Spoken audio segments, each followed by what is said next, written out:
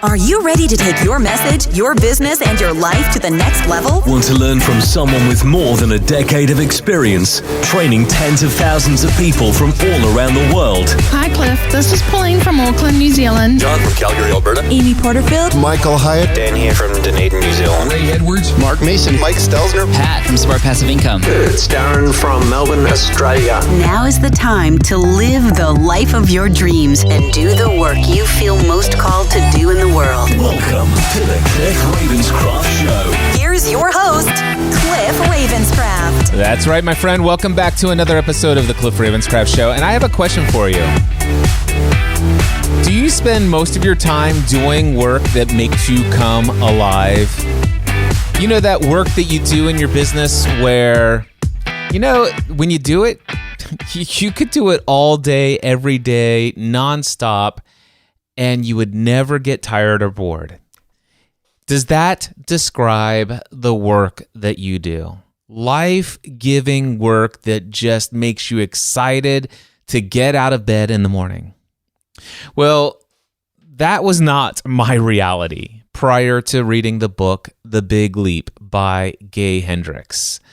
In fact, I had spent a majority of my working life until 2017 working inside what was called my zone of excellence, and many times doing a lot of things inside of something called my zone of competence. And I'm not too proud to confess to you that, oh my gosh, the countless number of hours that I've spent working inside of what I call, or what is called, my zone of incompetence. And of course, the great news is what allowed me to continue to move forward and still press through all of the challenges and trials and all the frustrations of doing a lot of things that, quite frankly, exhaust me.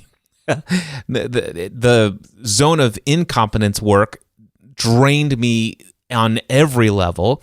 My zone of competence work drained me less than the incompetence, but even the most profitable things that I did prior to 2017, even though I was excellent at the work that I did, even though I received much accolades and tons of praise and endless referrals and testimonials like you would not imagine as the podcast answer man, teaching the technical aspects of podcasting, the reality was that work drained me. It was exhausting. It was not life-giving, a majority of it. But what made me go through, and how did I continue to build and thrive in financially through a business where, quite frankly, I've got all of these things to do that I'd kind of prefer not to do if I didn't have to do them, but I felt like I had to.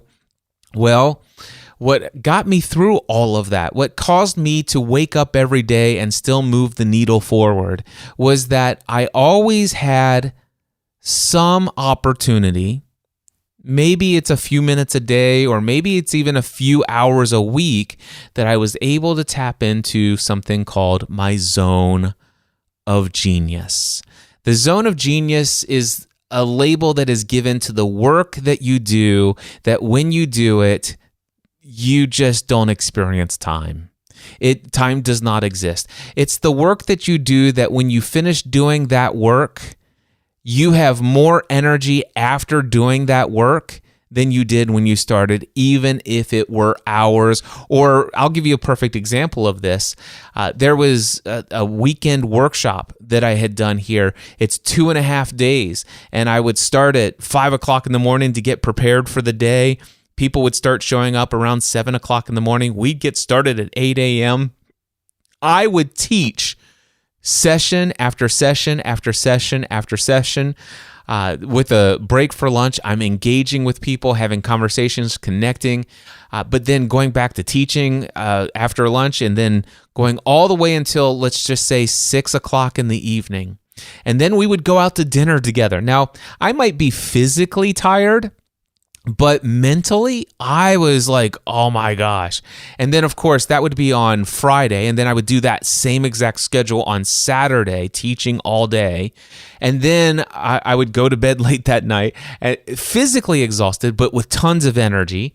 And then Sunday morning, we would go until 12 o'clock in the afternoon. And then everyone would leave from the weekend workshop. Now, while I might be physically worn out from standing and talking and all the other stuff, when it comes to on an energetic level, I'm like, oh my gosh, I wish we could just do another one starting tomorrow. That kind of thing. That's zone of genius kind of work. Now, for me, I discovered what my zone of genius is. My zone of genius is communicating with my voice. In various different ways. One, creating content like I'm doing right here for a podcast episode. Other ways is speaking on a stage, speaking and teaching in a workshop. So I like to educate. I like to equip, encourage, inspire, motivate. I like to use my voice, whether it's one-on-one, small group, large-scale conferences. It doesn't matter to me. I know that my zone of genius, if I can entertain, educate, encourage, and inspire and motivate others, if I can help people break through limiting beliefs about who they are and what they're able to achieve, this is my zone of genius. If I can help people understand something that they did not understand before, maybe they've heard it 10, 15, 20 times before, but man, I'm able to communicate it in such a way that finally it clicks. Oh, I get it. And whenever I see that look on their face or I hear the, it's like, have you ever seen Monsters, Inc.? And with the scare room and it goes, that's how I feel. I get fueled up by inspiring others and helping them achieve insights and see greater possibilities and filled with hope. That's my zone of genius. And in my work with more than a decade as the podcast Answer Man, personally responsible for helping more than 40,000 people launch a podcast in this world, I had lots of opportunity over those years. In each of those weeks, I tapped into this zone of genius, and it's what really made me fall in love with educating and teaching people how to launch a podcast, was the fact that I got to say, so tell me, why do you want to create a podcast? What dream will this help you fulfill? What current fears do you have? How do you define success? Why are you limiting yourself to that possible outcome? Why are you not seeing the other 3 or 5 or 7 or endless or infinite number of outcomes that you could go after? Is there a reason why you're not dreaming bigger for this? Is there a reason why you think it's going to take you 10 years to achieve this instead of just 90 days? I was able to have those conversations, but a majority of my time was inside of my zone of excellence, which was answering their technical questions. Yes, I knew how to do it. Yes, I could probably do it quicker and better and communicate it more effectively than most other people who do what I do, have my title as podcast consultant and coach. But the reality is that work, while I'm excellent at it, and while lots of people are willing to pay me lots of money for it, it's just not life-giving. And in fact, it's a little soul-sucking to spend 8 hours a day answering technical questions when I might only have the opportunity to spend 30 minutes or 45 minutes having that zone of genius kind of conversation where I'm really able to speak into somebody's life in a way that's going to transform their experience of this world. And it really got bad when I was experiencing the opportunity where people were asking me questions where I could have been investing 5-10 hours a day if I wanted to, every day, talking to people who wanted to ask me questions more in line with my zone of genius, but I was getting paid only for the technical stuff. It's like I got to go where this money is, and if I get a little time left over, I might encourage and inspire some people. Well, when I read the book The Big Leap, everything changed. And pretty much within 90 days of reading that book, I shut down my podcast consulting business. Now, I want you to know that I had already been dreaming of shutting down my podcast consulting business. I had already been dreaming of making a living of just having encouraging conversations with people and creating environments like conferences, workshops, and paid mastermind groups and one-on-one coaching to the non-technical aspects of these things. I had been dreaming of that for 2 years before I read The Big Leap. But all of that dreaming, and during that period of dreaming, doing a lot of investing, learning, studying, growing about the possibilities and all this other stuff and creating plans in my mind. And prior to reading The Big Leap, I thought maybe within the next 3 to 5 years, I might be able to make the transition and make a full-time living doing Mindset Answer Man related things. But I read The Big Leap, and it convinced me to make the transition within 90 days. Now, first, after reading the book, I went out and did a Facebook Live, and I said, hey, I'm going to shut down my business within the next 12 months. Podcast Answer Man and this Podcasting A to Z course, if you've been thinking about it, within the next 12 months, I'll do 6 more of these, and that's your last chance. And then I think it was about a week later, maybe 2 weeks later, I said, hey, remember how I do it? You've got 90 days. And then finally I said, hey, this next one's my last one. Anyway, that's the book, The Big Leap by Gay Hendricks. Many of you listening to this may have been around back from 2014, 2015, 2016, and of course, then the magical year of The Big Leap, 2017. And at the end of the year, November 2017, is when everything changed. I did my final session of Podcasting A to Z in October 2017, and I've not generated a penny from podcast coaching and consulting since October 2017. And the great news is that I work a fraction of the number of hours that I used to. Per hour, I am exponentially more profitable beyond my wildest dreams at the time. And every day I do work that I love. Now, I share all of that to inspire you to ask yourself, to say, am I enjoying at least 40%, no less, of the things that I do, the hours that I spent in doing my work?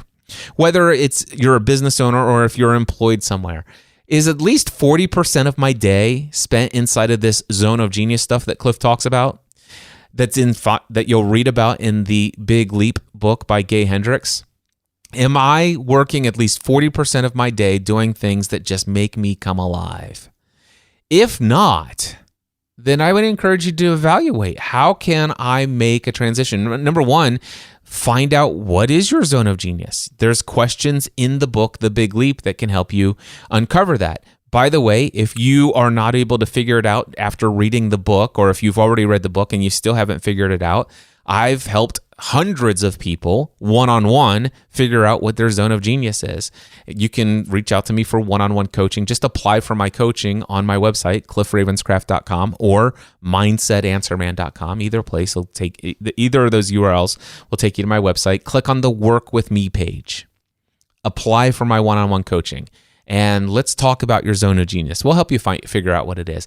And then to find a way to move more towards a greater percentage. So let's just say right now your zone of genius is fill in the blank.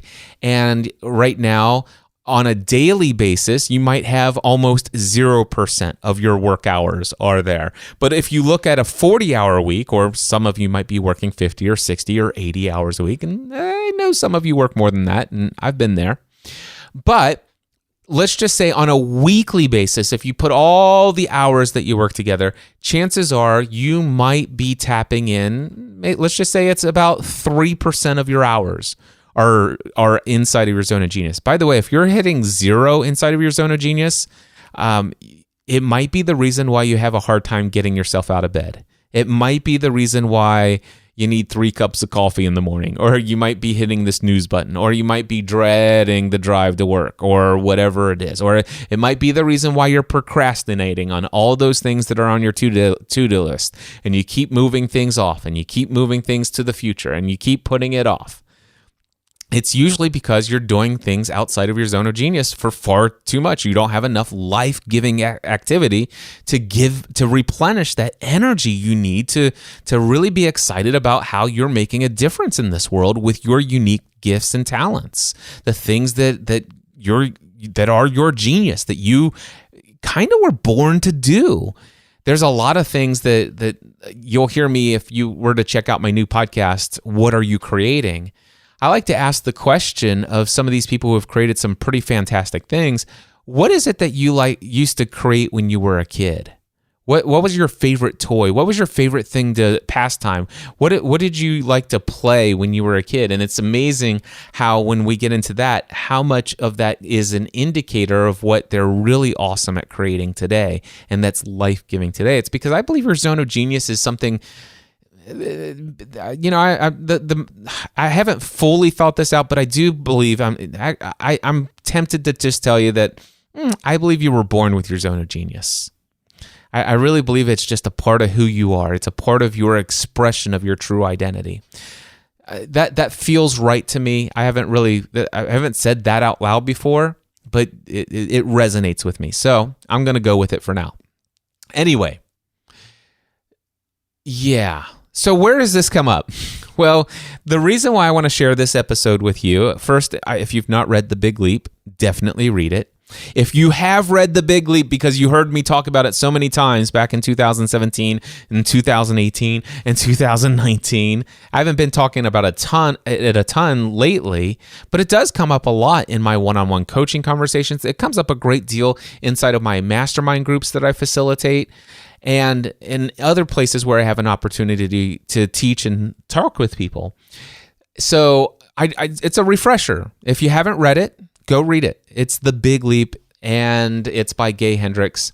If you have read it and you still are not spending at least 20%, 30%, 40%, even upwards, and the goal maybe of 70 or 80% of your work day and or work week inside of this zone of genius type work, I would encourage you to go back and either read the book again, or if you don't want to read the book again, I'd encourage you to work with a coach. And again, mindsetanswerman.com, click on the Work With Me tab, and I would be delighted to help you start moving in that direction. Now, where this comes up is I was coming into a clubhouse room. Actually, I was hosting a clubhouse room this past week, and I opened it up. It was titled Free Coaching. Ask Me Anything. That was the title of the room. And so a gentleman came in. Actually, I served, I think, 5 different people over the course of about 2.5 hours during that session, and it was a ton of fun. But there was one conversation that I wanted to share with you in this episode. And basically, this is somebody that came in and wanted to, he set this up. One of the things that you don't get inside of the conversation I want to set up for you is before he came up, I read his bio. And this guy has 3 different companies that he founded previously and that he sold, and he was incredibly successful, and I recognized one of the names of the companies. So it was a well-known company that he had been a part of. So I knew a little bit about what this guy's zone of genius is, and I also knew already just by reading his bio, because you get to, if you're on my side of coaching around this stuff enough, you can pick up what is somebody's zone of genius, what is somebody's zone of excellence. And it becomes very clear when somebody's trying to do something and they want to enroll you into helping them do something that's inside of their zone of competence or incompetence. Now, with all of that being said, I'm now ready to share with you. I chose to remove this person's name, although I mean, he knew this was being recorded and everything like that. But I took all the places where I said his name, which I said many times throughout the conversation. But I believe I got them all edited out. But the person's name is not important. The name of his businesses that he's previously done and the business that he's in now is not important. What's important is the conversation that you're about ready to hear right now. Sounds interesting. Well, let me float something past you. I've been a 3-time entrepreneur and been pretty lucky throughout my life. I have spent the last 5.5 years developing a new product that simply does not exist in technology. We've just finished the product. It's a small team, 3 people and I. And basically, we're at a point of where we're all technical guys. We're a bunch of geeks, and we're not really great at marketing. And I've kind of been tasked with that to try and figure out marketing, which is an interesting thing I've been working on for about 6 months. I feel like I've learned quite a bit, but you don't know what you don't know. That's not certainly something I went to school for or anything like that. So in the process of doing all this, I'm trying to market a product that basically nobody has ever seen before in technology. They have their own preconceptions and ideas of what cloud technology and just general web hosting technology is. But I'm having a little bit of difficulty with marketing to a highly tech, and not even highly tech, we can say SMB to BMB kind of markets, introducing a new product and marketing that to them. So with that said, what I've done is I've began my marketing.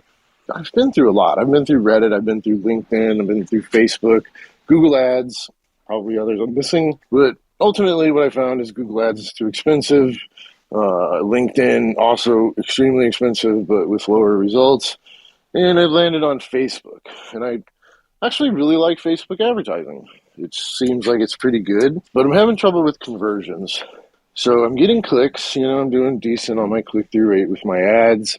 And I'm getting, maybe a 1 to 1.5% click-through rate. I know that's not great, but it's better than a 0.5% click-through rate. But my conversions are really down.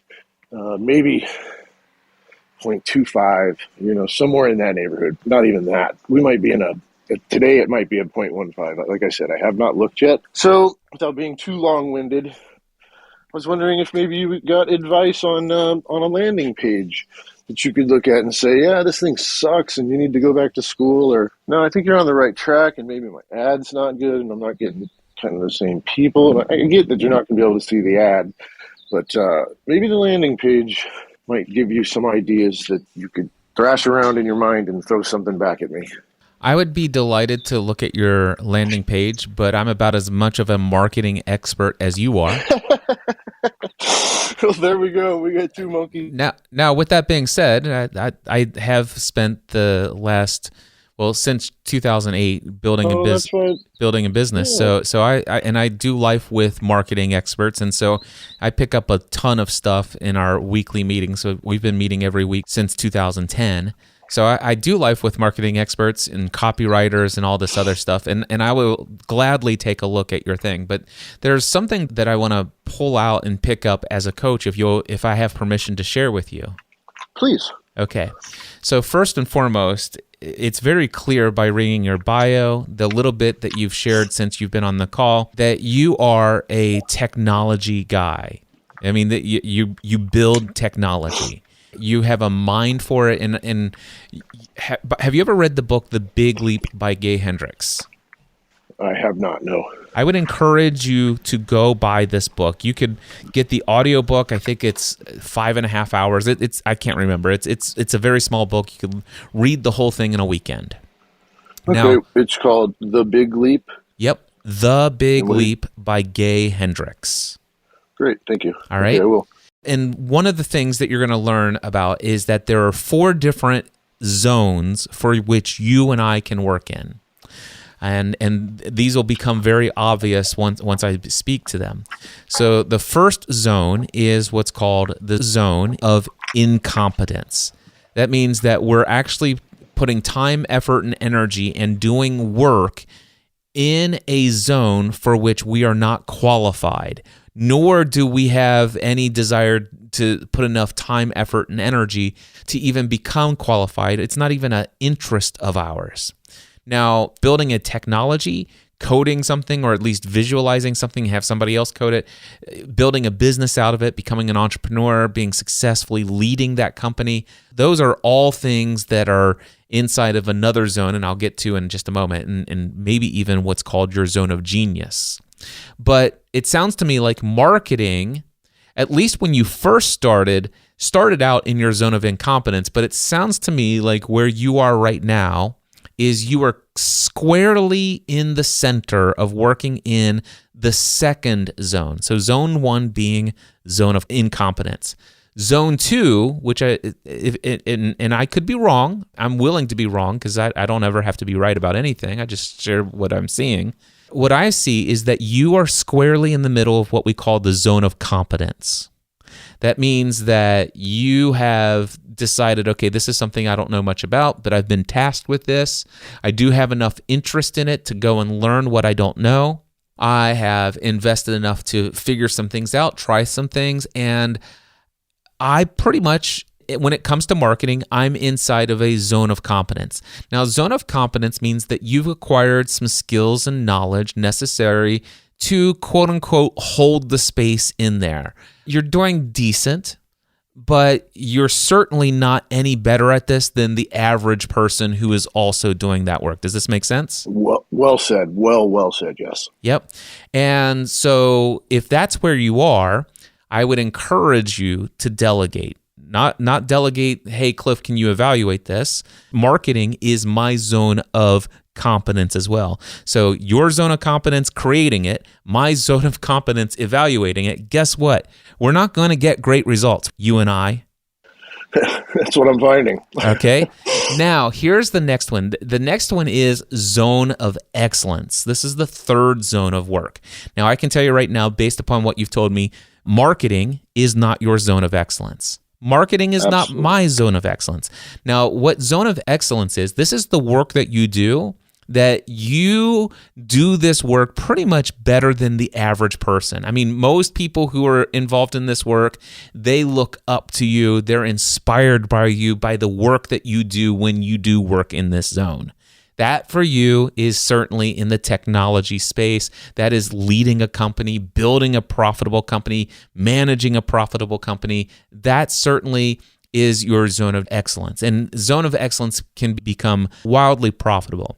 There is a fourth level, or fourth zone of work that you and I can be involved in, and it's called zone of genius. Now, in all of these businesses that you've done, there's been work that you do within that work where even if you did just a little bit of time flies by. There's been some things that you do in the operations of those businesses that you've succeeded with so far. There's been some work that you've done that when you do it, it's like, I'll never get tired or bored of this work. Now, there's been other things that you've done in the management of those companies. It's like, listen, I'm good at this. I'm better at it than most people, zone of excellence, but it's not life-giving. I find it kind of boring. I just had to do it. Is this all resonating with you? Very much so. Yes, it's excellent. Yep.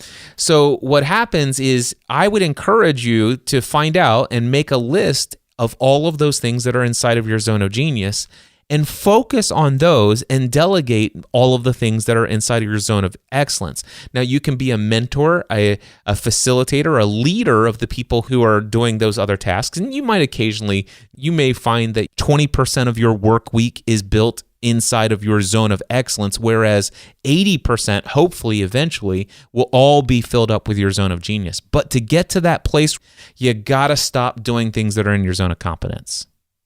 Yeah, and that's tough. I guess, so, I mean, with a small team, like I had mentioned, and, not doing this, I guess, is not an option. And you had mentioned delegating. And to the delegation point, I had spent a considerable amount of time kind of hiring somebody to do this, right? So I looked through a lot of stages of that. I looked at everything from maybe I'm in the Phoenix area. So I was thinking maybe I could grab some marketing students out of ASU. Nope, don't do that. Nope. So I'm back in the zone of competence. You're gonna hire some people. You're gonna hire somebody to operate in their zone of competence so that you don't have to operate in your zone of competence. Right. And so I ultimately kind of came to the knowledge that I could probably pick this up as quick as what they know, and I think I did. You did, and you are just as competent as they are competent. That's exactly. You don't want a marketing competence. You want a marketing genius, which would be some sort of a well-known agency at that point. I'm assuming is what you're getting at. Well, not necessarily. By the way, it could be a well-known agency. But there are people who just, their inner being is all about marketing. It's like they eat, drink, and sleep this. You want somebody who's devoted at least 10,000 working hours perfecting their skills of marketing, not because they had to, not because they're trying to make ends meet and put food on the table and provide for their family. No, it's because marketing is what makes them come alive. Well, you're absolutely right with that, because that is a true story, and that's sort of the beginning of my career. Was that I found something that literally, when you were doing it, you forgot about time. Time wasn't there. To 10,000 hours kind of gave me a chuckle. There's probably 100,000 hours of time that's gone into perfecting and doing everything to get to this point.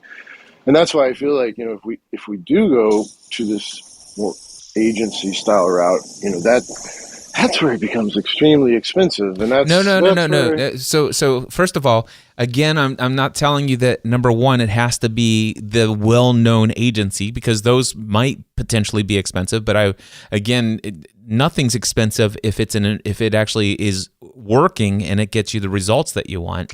Well, that's 100% correct. There are plenty of people in this world who their zone of genius is marketing. And they have perfected some of these techniques and skills in these various different platforms for marketing. And they can actually go in and interview you and people in your company, and they can craft a message and tell a story that appeals to people and communicates in such a way that people want to buy. This is their genius. This is what they do for a living. And so I want you to hear, there are people who don't even have agencies. There are individuals out there that have this genius, but it could also be an agency. So I'm not saying you can't pursue the agency, but no matter what you pursue, if you find the true genius and you have a product that provides value and that fills a need, and it can be communicated, and you build it at such a cost where there's enough profit margin built in, then the marketing, I don't care if the marketing, look at Apple. I guarantee you, if you were to look at Apple's marketing budget, you'd probably, have you ever looked at because they're a public company, have you ever looked at their marketing budget? I've looked at a lot of budgets, yes. I get a good chuckle out of them, but I get it. It's not expensive, is it? Right. It's exactly right. As long as you're turning, if you're $1 of marketing into $1.50 of profit, you're doing well. Yeah. When I think about hiring a marketing genius or people who are working inside of their zone of genius marketing, if I'm paying $400,000 a year to those people marketing, but in result of doing that, I'm making about $800,000 profit, I'd change $400,000 for $800,000 every day of the week. Yeah, no brainer, absolutely. But the thing is you just simply can't expect those results from somebody working inside of their zone of competence. Yeah, and that's a very good summation of where we're at with this. Excellent advice, and it really gives me something to think about early in the morning here. Do you still want somebody? Another day. Do you still want somebody who's in their zone of competence to evaluate your sales page? I don't. I guess I do not. Good. Because we're just basically going to scratch each other's backs. So check this out. You totally understand that asking me, somebody whose marketing is in their zone of competence, is a waste of your time, right? Absolutely, yes. But do you also see that you creating the page in your zone of competence is a waste of your time?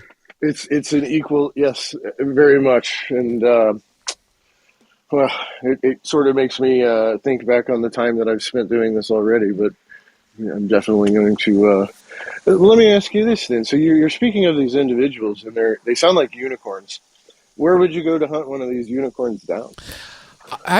Gosh, that's a great question. I would probably, since you have been a founder of several successful companies, my guess is that you have a network and a Rolodex or a contact list of other people who also have been entrepreneurs who have been successful in business. Is this correct? Yes, that is true. Absolutely. I'd start reaching out to those folks and ask them if they know any marketing geniuses. Good thinking, and something that should have come to my head a long time ago.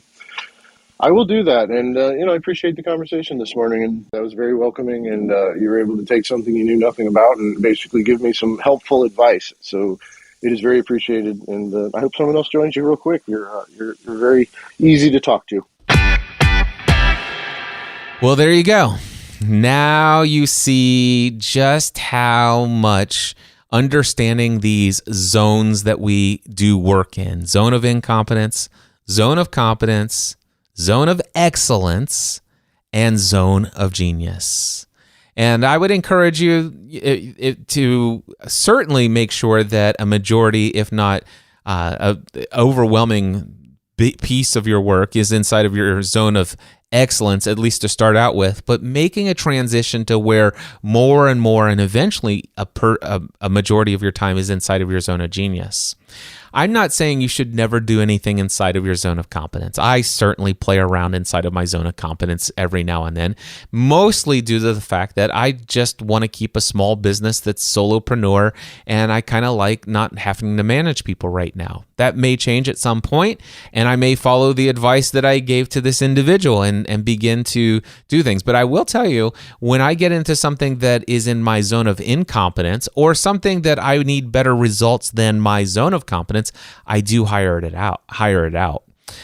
Perfect example of this is when we did Free the Dream Conference in 2018 and 2019. I hired a team to do 100% of all the production of that event. It was a $65,000 expense both years. And it was totally worth the $65,000 we paid to have them do those things. Now, could I have done those things? I could have done the work that they did, but I would not have achieved the level of excellence that they did. And in fact, the event, if you ask anybody that you could possibly know that went to Free the Dream either in 2018 and 2019 or 2019, I guarantee you they will tell you this is one of the best production value conferences I've been to. It's right up there with Social Media Marketing World. It's right up there with Michael Hyatt's Platform Conference. It was a high level event, and it's not because I know a lot about throwing conferences and hiring production audio and visual teams, and it's not because I know how to create animated openings for speakers who are coming up on the stage and picking the right music and all of this stuff and doing table settings for the middle of the tables and creating a VIP room with TVs and all. I mean, these people thought of things that I would have never dreamed of. And it's like I could go to other conferences and make notes and say, okay, I'm going to do this. But it would have been a budget version of it. And I wouldn't have been able to pull off the experience for my community that I did had I not hired somebody out. The great news is I didn't have to hire them as employees. I was able to hire them on a contract basis to go do that thing. And I do this in most areas of my business when there's something that is outside of my zone of excellence. Now, I will still tell you that sometimes I tap into doing some things inside of my zone of competence, but the good news is that I have a network of people that I reach out to that some of the things that I'm doing, this is their zone of genius, and these people are very close personal friends of mine and say, hey, can you review this and give me some feedback? I'm not asking somebody who is also their zone of competence. I'm asking somebody who's their zone of genius to give me this feedback, and it does take it and it brings it up to a level that is at the highest end of zone of competence for me. So, and by the way, I may have just undersold my marketing ability and skills to this individual. And there's no doubt in my mind that if he would have said, yes, Cliff, here's my URL, can you give me some feedback? I know for a fact I could have given him some valuable advice and tips and stuff like that. But I can still tell you this, that the marketing and sales copy for sales pages, certainly not my zone of excellence. I would be on the very upper end of zone of competence when it comes to that type of marketing. Now, there is a type of marketing that I'm a zone of genius at. And that was not what he was asking. My zone of genius is relationship marketing. My zone of genius is how to communicate with your voice. My zone of genius is knowing who you are and why you're here and what your mission and purpose in this world is and how you serve people, understanding your value, understanding confidence, understanding mindset, understanding beliefs, having the courage to charge what you're worth, and getting out there and creating content and communicating in a way that's powerful. All of those things, and then creating a call to action like, hey, if you would like to work with somebody like me as your coach and have a conversation about whatever it is that you've got going on, head over to mindsetanswerman.com or cliffravenscraft.com. Today, you've been thinking about it. I know you have. You've heard me doing these call to actions week after week, or however frequently I've been doing these episodes of the Cliff Ravenscraft Show. But you've been listening for years. You know how I know this? Because most of my clients that I have today that are working with me in my coaching packages or my mastermind group, the people who have signed up for my mastermind group over the last couple of months, do you know what they all say to me? Cliff, I've been listening to you for years. I've been thinking about reaching out to you and seeking out to see what it would look like to be working with you for years. But it wasn't until you sent this email. It wasn't until you said that thing in a podcast episode that I find that's what pushed me over the edge. And so because of that, I know you've been thinking about hiring me as a coach. I know that you're dealing with something that you have been trying to make happen for quite some time. You've been trying to put an end to some sort of behavioral pattern. You've been trying to break through to new levels of success in some area of your life. And you've heard me talk about all of this mindset stuff. You've heard some of the conversations that I've shared publicly. And I got to tell you, my most powerful conversations you've never heard because they're confidential and in my one-on-one settings or confidential within our next level mastermind meetings. So just think this. If you've ever heard any amazing insight from a conversation, you've not heard anywhere near the level of depth and the power of transformation that can take place in a single conversation, in a coaching conversation with me. And I would love to provide that to you. So if you're interested, go over to mindsetanswerman.com or cliffravenscraft.com, click the Work With Me tab. Go down, even if you're thinking about the mastermind group, just skip the mastermind group thing, even if you're self-employed and all that stuff. If you apply for my one-on-one coaching, fill out that application. I'll reach out to you, and I can tell you this, if it turns out that it's a good fit, whether the mastermind group or my one-on-one coaching or anything else, my wife and I even just started a couples group for entrepreneurial couples. Whatever's the right fit for you, if anything, I would let you know. But it all starts with a one-on-one conversation with me anyway. So I would encourage you, go apply today.